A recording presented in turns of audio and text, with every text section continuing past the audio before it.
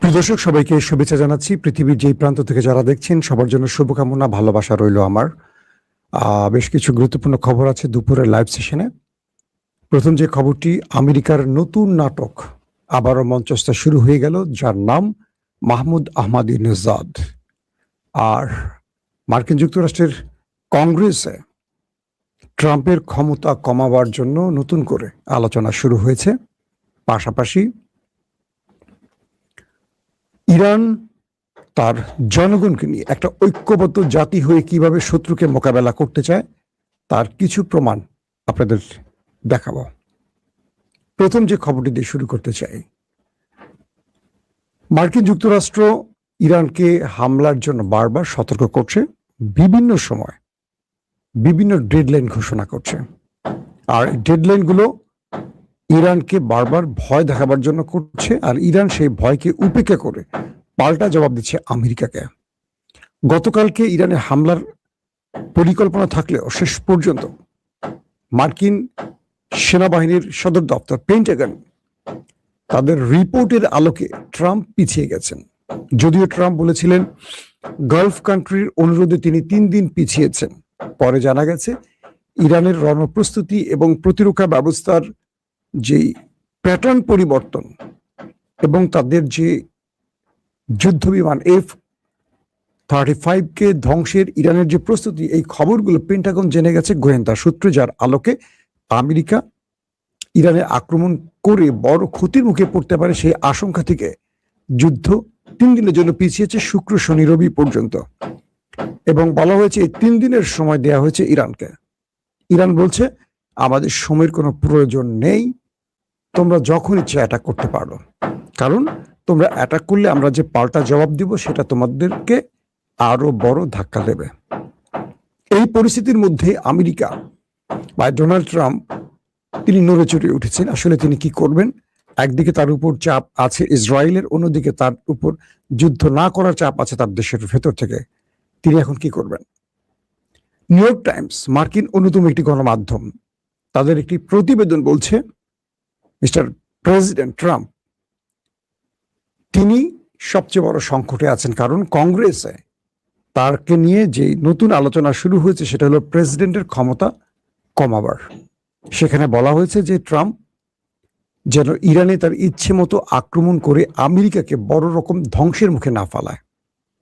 অর্থাৎ ইরানে আক্রমণ করার ফলে আমেরিকা যেই মাসুল দেবে বা যে ক্ষতির মুখে পড়বে, এই কাজে আমেরিকাকে নিরুৎসাহিত করতে, মানে ট্রাম্পকে নিরুৎসাহিত করতে কংগ্রেস এমন কোনো বিল বা প্রস্তাব আনতে পারে যেখান থেকে ট্রাম্প চাইলেই নিজের ইচ্ছে মতো কোনো দেশে যুদ্ধ ছড়িয়ে দিতে পারবে না, যতক্ষণ না দেশটির সেই টিম, মানে যুদ্ধের জন্য যাদের অনুমোদন প্রয়োজন তাদের অনুমতি রেখে ট্রাম্প হামলা করতে না পারে। এটিও ট্রাম্পের জন্য একটি বড় ধাক্কা এবং ইসরায়েলের জন্য টেনশনের কারণ। মূল যে খবরটি সেটি হলো ইরানের ভেতরে জনগণ এখন ঐক্যবদ্ধ হয়ে গেছে। ইরানের তেহরানে ইমাম হোসেন প্যারেডের সামনে আজকে অজস্র মানুষকে দেখা গেল। কি হচ্ছিল সেখানে? রাষ্ট্রীয় টেলিভিশনের সংবাদে দেখলাম সেখানে একটি বিয়ের অনুষ্ঠান চলছিল।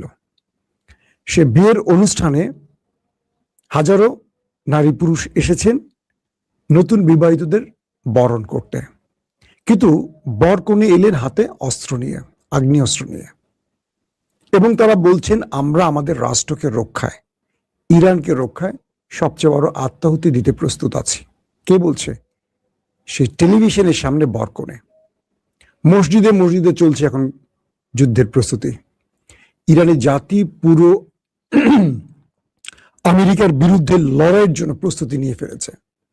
একটা দেশের বরকনে যাদের নতুন জীবন শুরু হচ্ছে, হাতে মেহেদি থাকবে, হাতে শুধু মেহেদি নয়, শরীরে নতুন পোশাক থাকবে, বরকনে সব আছে, শুধু হাতে একটি নতুন অস্ত্র তারা নিয়ে এসছে।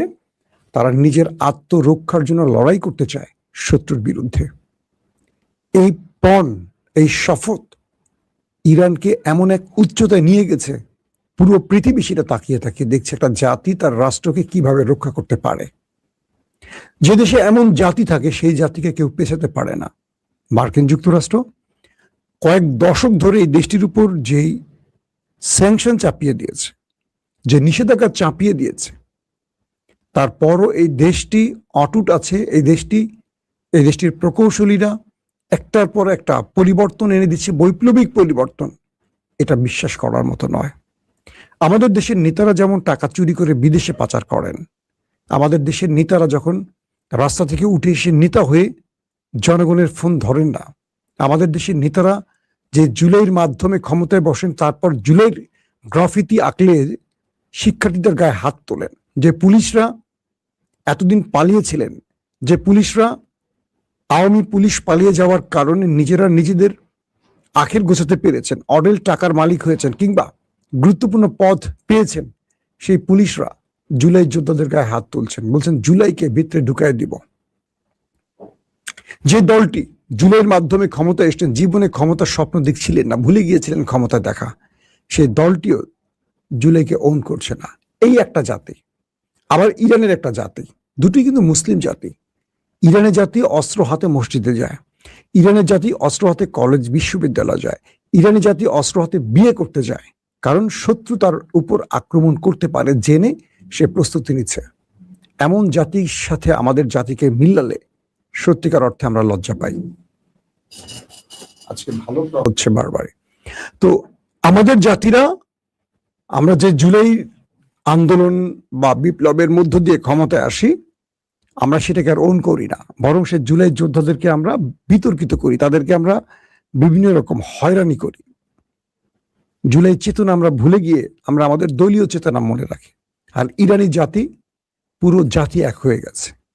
বিয়ের বর কনে অস্ত্র হাতে তেহরানের একেবারে মূল স্কোয়াড, ইমাম হোসেন স্কোয়াডে গিয়ে তারা হাজারো লক্ষ মানুষকে সাক্ষী রেখে বিয়ে করছেন, মসজিদের মিম্বারে অস্ত্র রেখে নামাজ পড়ছেন।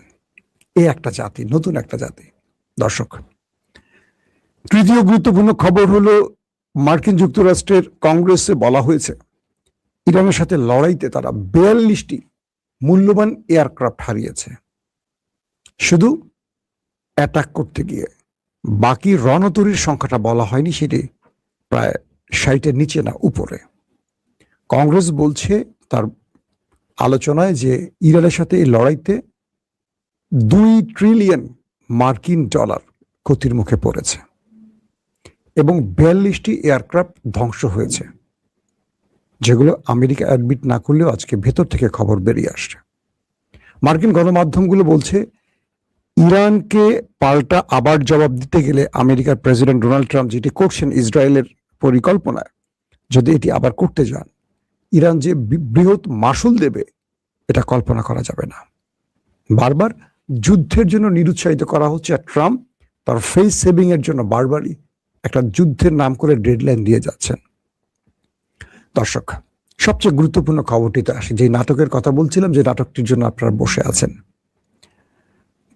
ইরানের একজন সফল রাষ্ট্রনায়ক প্রেসিডেন্ট মাহমুদ আহমাদিনেজাদ যেদিন 28 ফেব্রুয়ারি ইরানের উপর ইসরায়েল আমেরিকা অ্যাটাক করে, সেদিন শুধু আয়াতুল্লাহ আলী খামিনি নয়, ইরানের ইরানের কি বলবো, পরমাণু বিজ্ঞানী, বড় বড় রাজনৈতিক লিডার, সামরিক লিডারদের উপর অ্যাটাক করা হয়। সেই সময় ইরানের সাবেক প্রেসিডেন্ট মাহমুদ আহমাদিনেজাদের বাড়িতেও হামলা করা হয়। তার নিরাপত্তা রক্ষীরা, বডিগার্ডরা সে সময় মারা যায়। মাহমুদ আহমাদিনেজাদ গুরুতর আহত হন। প্রথমে তার খবরটি জানা গেছে তিনি মারা গেছেন, বেশ কয়েকদিন পর জানা গেছে তিনি বেঁচে আছেন, বাট আহত হয়েছেন মারাত্মকভাবে। নিউ ইয়র্ক টাইমস, মার্কিন গণমাধ্যম, বলছে যে এই মাহমুদ আহমাদিনেজাদ হলেন ইসরায়েল এবং আমেরিকার এজেন্ট, তাদের তৈরি করার লোক। শুনবেন ভালো করে। মাহমুদ আহমাদিনেজাদকে ইরানের রাষ্ট্রীয় ক্ষমতায় বসাতে চায় আমেরিকা, ইসরায়েল, এবং তাকে সেভাবেই তৈরি করা হয়েছে। তার সাথে আয়াতুল্লাহ আলী খামিনির বিরোধ, যে কারণে আয়াতুল্লাহ আলী খামিনি তাকে প্রেসিডেন্ট নির্বাচনে তার কাগজপত্র বাতিল করেছিলেন। বেশ কয়েকজনকে বৈধতা দেওয়া হয়, এর মধ্যে প্রেসিডেন্ট হয়েছেন মাসুদ পেজেশকিয়ান, যাকে আয়াতুল্লাহ আলী খামিনি পছন্দ করতেন না সংস্কারবাদী হিসেবে। কিন্তু কট্টর ধর্মভীরু যে ব্যক্তি বা কট্টর খামেনিপন্থী যিনি, তিনি এই নির্বাচনে পরাজিত হন। কিন্তু মাহমুদ আহমাদিনেজাদও আয়াতুল্লাহ আলী খামেনির সমালোচক ছিলেন বলে তাকে এই নির্বাচনে আসতে দেয়া হয়নি। তিনি পরপর দুবার প্রেসিডেন্ট ছিলেন, এরপর গ্যাপ দিয়েছেন, আবার আইন অনুযায়ী তিনি ইরানের প্রেসিডেন্ট নির্বাচন করতে পারবেন বা প্রেসিডেন্ট হতে পারবেন। তো বলা হচ্ছে, নিউ ইয়র্ক টাইমস বলছে যে এই ব্যক্তি মূলত ইসরায়েলের চর, ইসরায়েল এবং আমেরিকার। তিনি আমেরিকা এবং ইসরায়েলের হয়ে মূলত ইরানের মধ্যে একটা রেজিম চেঞ্জের জন্য কাজ করছেন, ওই দুটো রাষ্ট্রের হয়ে। আরো অনেক তথ্য দেয়া হয়েছে। আসলে ঘটনা কতটুকু সত্য, ইরান এই ব্যাপারে কোনো বক্তব্য দেয়নি। তবে মাহমুদ আহমাদিনেজাদের যে সময়টি তিনি রাষ্ট্রপ্রধান ছিলেন, তখন আমার সাংবাদিকতার মাঝামাঝি বা শুরুর দিকটা, পুরো টাইমটা মনে নেই, তখন অনেকগুলো ঘটনা দেশে ঘটেছে। তিনি একজন সাচ্চা দেশপ্রেমিক ব্যক্তি এবং তিনি প্রেসিডেন্ট থাকা অবস্থায় বাসে করে তার কার্যালয়ে যেতেন এবং ইরানের জনগণ তাকে ব্যাপক ভালোবাসে। আয়াতুল্লাহ আলী খামেনির সাথে তার বিরোধ থাকতে পারে, কিন্তু কখনো তিনি রাষ্ট্র বিরোধী বা দেশ বিরোধী শক্তির সাথে হাত মেলাবেন এটি সত্য নয়। মূলত কয়েকটি মাধ্যম দাবি করছে ইসরায়েল আহমাদিনেজাদের বিরুদ্ধে এই প্রপাগান্ডা শুরু করেছে। যদি নিউ ইয়র্ক টাইমস এই নিউজটি এভাবে করত, মানে মূলত তাদের টার্গেটটা কি, যে আমেরিকা এবং ইসরায়েলের চর বানিয়ে একজন তুমুল জনপ্রিয় ব্যক্তিকে বিশ্বাসঘাতক বানিয়ে আইআরজিসির হাতে তাকে মারতে চান। ধারণা করা হচ্ছে মুস্তফা খামেনি এই মাহমুদ আহমাদিনেজাদকে নিয়ে হয়তো কোনো বড় পরিকল্পনা তৈরি করছেন, মানে তাকে রাষ্ট্রীয় কোনো গুরুত্বপূর্ণ পদে বসাতে চাচ্ছেন। এই অগ্রিম তথ্যটা হয়তো মোসাদের মাধ্যমে জেনে গেছে আমেরিকা, ইসরায়েল, সিআইএ এবং মোসাদ, যে কারণে তারা মাহমুদ আহমাদিনেজাদকে তাদের গণমাধ্যম দিয়ে বিতর্কিত করার জন্য এই সংবাদটি প্রচার করেছে। এখন ধরেন কেউ যদি তারেক রহমানের সামনে একটা নিউজ তৈরি করে যে তারেক রহমানের সবচেয়ে বিশ্বস্ত ব্যক্তিকে এই মুহূর্তে যদি বলা হয়, তো বিশ্বস্ত একজন ব্যক্তির নাম আমি কার নাম বলবো? বিএনপি তো কাউকে বিশ্বাস করার মতো লোক পাই না, সবাই টাকার কাছে বিক্রি হয়। আমি একটা একটা বানানোর নাম বলি, মিস্টার কদম আলী। এই নামগুলি বলতে আমার ভালো লাগে। তো মিস্টার কদম আলী কে নিয়ে নিউজটি করলো, কারণ তারেক রহমান কদম আলীকে নিয়ে কোনো পরিকল্পনা তৈরি করছেন যে তাকে নিয়ে হয়তো একটা গুরুত্বপূর্ণ পদে বসাবেন। এই খবরটি জেনে গেল, জেনে গিয়ে বলল যে আমাদের কোনো একটা পত্রিকা দিয়ে খবর ছাপো যে কদম আলী হলো ভারতের রয়ের এজেন্ট, যাতে তারেক রহমান তাকে আর বিশ্বাস না করে। তো বিষয়টা হলো এরকম যে মাহমুদ আহমাদিনেজাদকে নিয়ে ইরানি জনগণের ভালোবাসা অসীম। খামেনির সাথে বিরোধ থাকতে পারে, বিভিন্ন ইস্যুতে থাকতেই পারে, রাষ্ট্রীয় ক্ষমতা যারা থাকেন তাদের সাথে বিরোধ থাকি স্বাভাবিক। তো এই পরিস্থিতির মধ্যে এনি প্রবলেম, তো এই বিষয়ের মধ্যে হঠাৎ করে মাহমুদ আহমাদিনেজাদকে টেনে আনার কারণটা হলো হয়তোবা ইরানের যারা এখন ইস্টাবলিশমেন্ট আছেন বা মুস্তফা খামেনি যিনি সুপ্রিম লিডার, তিনি হয়তো তাকে নিয়ে কোনো বড় পরিকল্পনা করছেন, তাকে কোনো গুরুত্বপূর্ণ দায়িত্ব দিতে যাচ্ছেন, যে কারণে তাকে বিতর্কিত করার জন্য আমেরিকার গণমাধ্যম এই সংবাদ প্রচার করেছে। এর আগেও কয়েকজন সামরিক ব্যক্তির নামে এই গণমাধ্যমগুলো এরকম তথ্য প্রচার করেছে। প্রশ্ন হলো, ইরানের মধ্যে অনেক ইসরায়েলি এজেন্ট আছে, তাদের নাম তো কখনো বলছে না, যারা সেনাবাহিনীর গুরুত্বপূর্ণ পদে বসে আছে, রাজনীতির গুরুত্বপূর্ণ পদে বসে আছে। যদি মাহমুদ আহমাদিনেজাদ ইসরায়েল আমেরিকার চর হবে, তাহলে প্রথম দিন তার উপরে অ্যাটাক করলো কেন? তার পরিবারের অনেক সদস্য মারা গেল কি করে? এই প্রশ্নগুলো আসবেই স্বাভাবিক। তো মনে করা হচ্ছে সামনে শীঘ্রই তাকে হয়তো রাষ্ট্রীয় কোনো গুরুত্বপূর্ণ পদে দেখতে চাচ্ছে ইরানের আইআরজিসি কিংবা মুস্তফা খামেনি, যে কারণে তাকে বিতর্কিত করতে চায়। কারণ আমেরিকার একটা আতঙ্ক বা জম ছিলেন, বা ইসরায়েলের জম ছিলেন এই মাহমুদ আহমাদিনেজাদ, এবং ইরান যে নিউক্লিয়ার বোমা তৈরি করবে এটি মুস্তফা খামেনির যে ড্রিম, এটির ক্ষেত্রে মুস্তফা খামেনি একজন বিশ্বস্ত পার্টনার চাচ্ছেন, হয়তোবা মাহমুদ আহমাদিনেজাদ। এবং ইরানের বর্তমান প্রেসিডেন্ট মাসুদ পেজেশকিয়ান, তিনিও কিন্তু সুপ্রিম কমান্ডার তার বাবা আয়াতুল্লাহ আলী খামেনির সমালোচক ছিলেন, কিন্তু তাকেও তিনি পছন্দ করতেন।